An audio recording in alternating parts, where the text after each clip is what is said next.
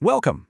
Today we're going to break down the core principles of marketing. We're going to pull back the curtain and look at the playbook companies use to create value, build strong relationships, and ultimately win our loyalty. So let's just jump right in with a question. When you think about companies like Apple, Nike, or Disneyland, what are they really selling? Is it just phones and shoes and theme park tickets? Or is there something much, much deeper going on? Stick around and you'll see the answer pretty clearly. The key to answering that question is really getting to the heart of what marketing even is. So let's start right there, at the very core idea. At its heart, you can think of marketing as a simple exchange of value. A company creates something valuable for you, the customer, and works to build a solid relationship. And in return, they capture value back, not just from a single sale, but hopefully in your long-term loyalty. It's a two-way street. Now, this isn't random guesswork. There's actually a proven 5-step process, a kind of roadmap that marketers follow. It's a journey that takes them from understanding a customer all the way to earning their business for life. And we're going to walk through this whole roadmap, starting with the absolute foundation. And that foundation, that starting point, is always people.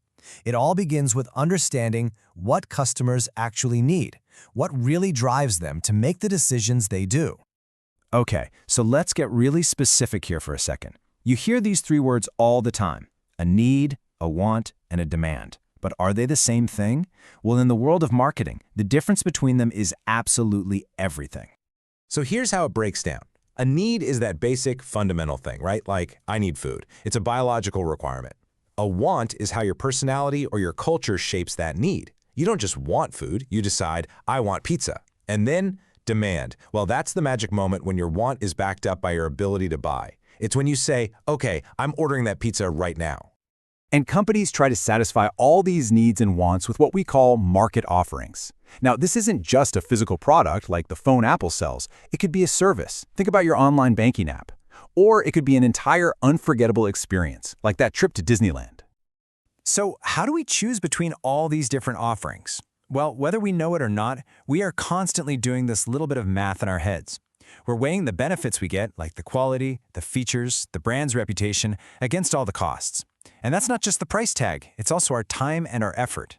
If those benefits outweigh the costs, bam, the company has created real value for us. Okay, so you've done your homework, you understand your customer. That's huge. But now you need the blueprint. You need a winning strategy for how you're actually going to deliver that value. And that brings us right to step 2 on our roadmap, designing that strategy. This is where the big decisions are made about who you're going to serve and how exactly you're going to create something special for them.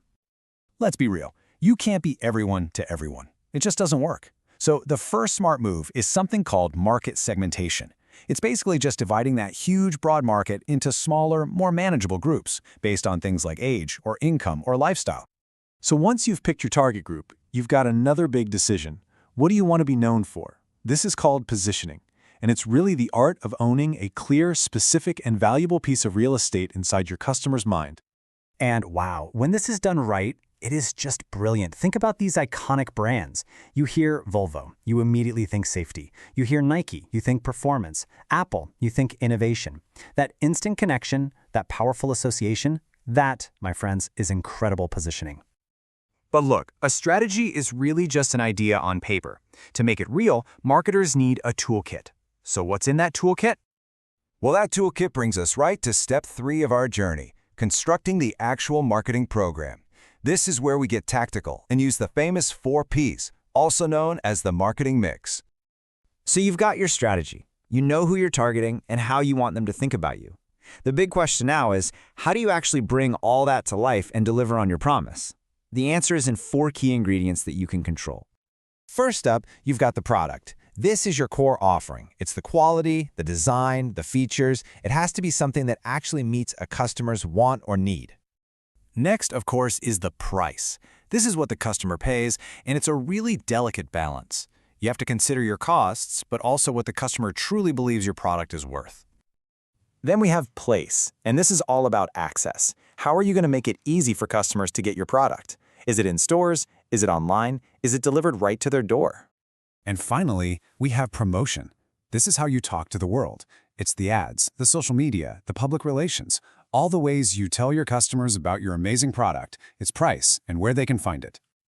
Making a single sale is good, but the real payoff, the long-term goal of all this marketing effort is to create something that lasts, something that goes way beyond just one transaction. And that is the entire goal of Step 4, building profitable customer relationships. This is where you transform a one-time buyer into someone who's a lifelong fan, a true advocate for your brand. Just look at this number for a second, $2,600. That's the potential lifetime value of just one loyal coffee customer. And this is why keeping the customers you already have is one of the single most profitable things any business can possibly do.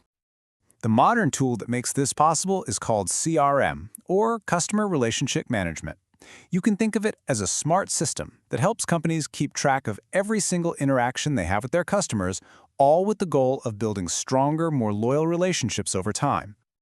All right, finally, it's really important to remember that none of this stuff happens in a vacuum. The world is always changing, and that presents both new challenges and incredible new opportunities for marketers.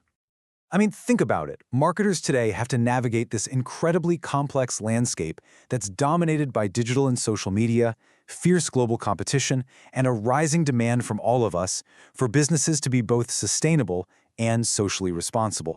So we've really come full circle, haven't we? Apple isn't just selling phones, they're selling innovation. Nike isn't just selling shoes, they're selling the idea of performance, of inspiration. Now that you understand this 5-step journey, you can see the strategy behind everything, from the ads you scroll past to the brands you absolutely love. So the real question is, what will you see differently